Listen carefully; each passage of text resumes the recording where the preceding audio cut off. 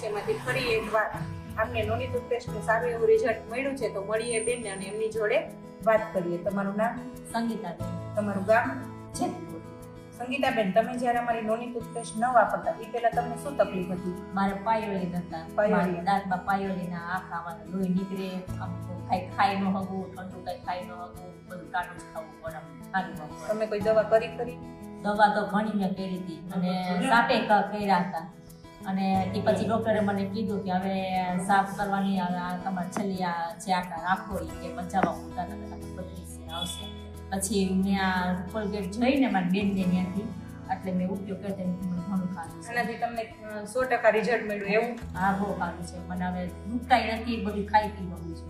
જો દોસ્તો, આપણી નોની ટૂથપેસ્ટ એક એવી વસ્તુ છે કે જેનાથી પાયોરિયામાં ડોક્ટરે કહી દીધું હોય કે તમને હવે સારું નહીં થાય, પણ આપણી નોની ટૂથપેસ્ટ એમને સારું એવું રિઝલ્ટ મળેલું છે. તો એના માટે થેન્ક યુ ટીમેક્સ. અને હું ખાસ લોકોને કહેવા માંગીશ કે એકવાર તમારી ટૂથપેસ્ટ બદલીને જુઓ.